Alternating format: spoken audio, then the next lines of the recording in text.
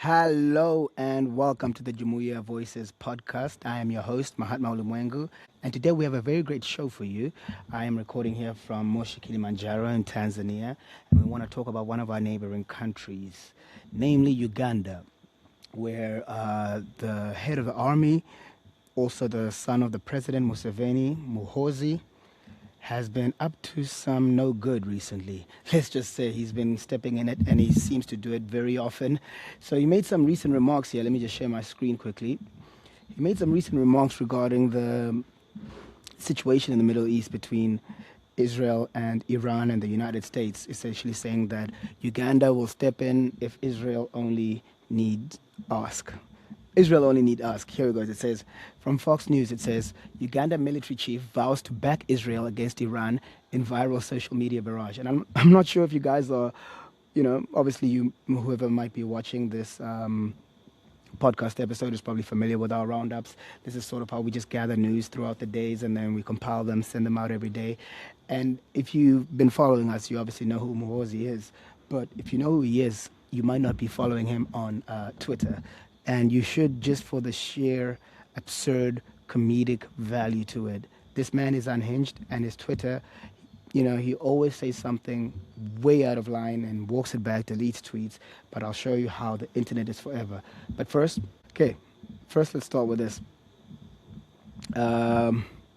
Uganda's military chief has warned the African country's armed forces could enter the Iran war on Israel's side after issuing a series of statements on social media that went viral this week. So Muhoozi, son of Ugandan President Museveni, said, "We stand with Israel because we are Christians," he wrote, adding in another post, "Uganda is the David that was forgotten and neglected by the world. We will defeat the giant Goliath." So he's been tweeting a lot of this stuff, essentially saying that, they will step in to assist Israel in any, thing they need. Where is that? I had that article open here. My apologies.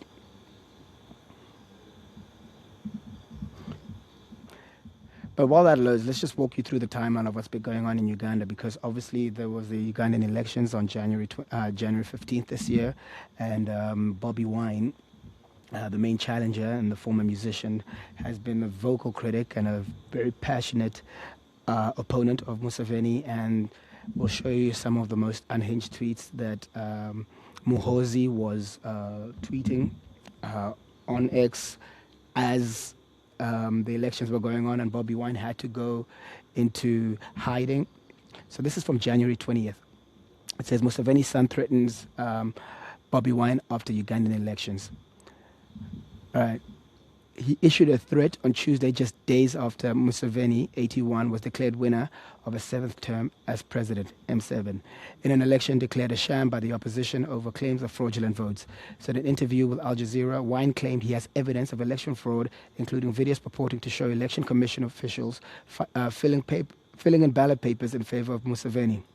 So here's what Muhoozi posted on Twitter, and we'll show you those tweets. "We've killed 22 NUP terrorists since last week. I'm praying 23rd is Kabobi."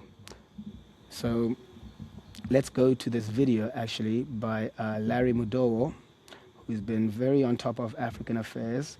This is from January 21st. This is just a day after those that article that I just read for you. Let's go through this quickly, and I'll show you some of the tweets. These are the tweets that Muhoozi deleted.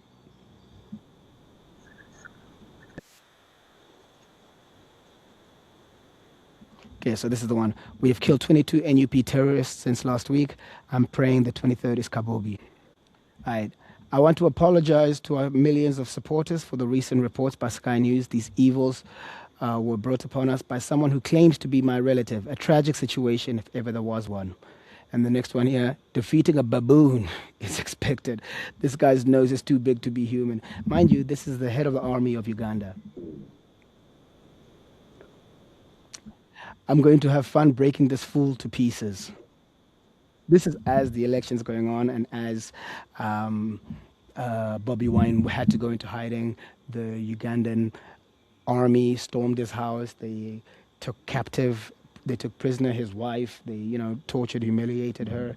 And so now the head of the army, Muhoozi Kainerugaba, is tweeting all this stuff, essentially saying, you'll see what he says.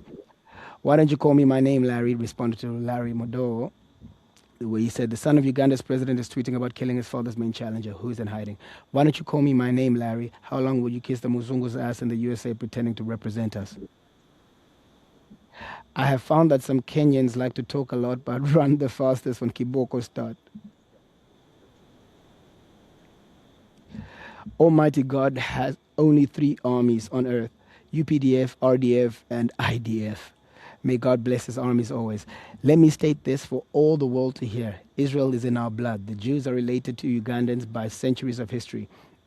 We will always stand by our brethren in Israel. God bless Uganda and Israel. Personally, I'm embarrassed by our record. 22 killed in 1 week is too low. I promise to do better. The head of the Ugandan army. The first thing I'll remove from Kabobi are his balls. We will kill on sight all NUP so-called foot soldiers until Mzee says otherwise. My goodness. We have killed 22 NUP terrorists since last week. I'm praying the 23rd is Kabobi. I, Muhoozi Rugaba, I hope I'm pronouncing that right, I'm a prophet of Almighty God. I told you all that Mzee would win by the biggest percentage since 1996, and it happened. Now I tell you that NUP will be removed and extinguished from our land like a bad dream. I exonerate my great and venerable father from what I'm going to do to Kabobi. No, just imagine what kind of father you have to have for you to turn out to be like this. Now that is the man, that father, who's been in charge of Uganda for 40 years. So Uganda is it's a curious place. Our revered neighbors, they're very unfortunate in their history. Very unfortunate. As for Kabobi, the permanent loser, I'm giving him exactly 48 hours to surrender himself to the police. If he doesn't, we will treat him as an outlaw/rebel and handle him accordingly. I fear no one on this planet because my bloodline is from Jesus Christ. My ancestors, the Bachwezi, are the only descendants of Christ. So you get the point. He's a bit, he's a bit unhinged, and that's what that's what Bobby Wine was contending with while he was in hiding.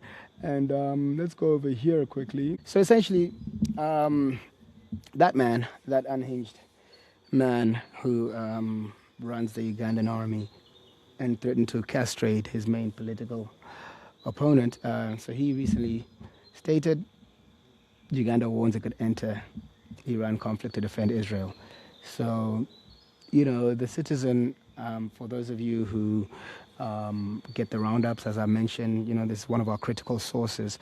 They have the Swahili channel, the Mwananchi Pia, on Instagram, and it just brings together not just Tanzanians, all Tanzanians in the diaspora, looking to find out more news about East Africa, Tanzania, back their homeland. Maybe they haven't been here for 5-10 years and they just want to keep up. It's a very nice place. So every time there's absurd, look at this, 900 comments and 900 likes and 350 comments. This is from 3 days ago. So that's very modest. Sometimes it gets up there, whenever there's something very entertaining to be talked about.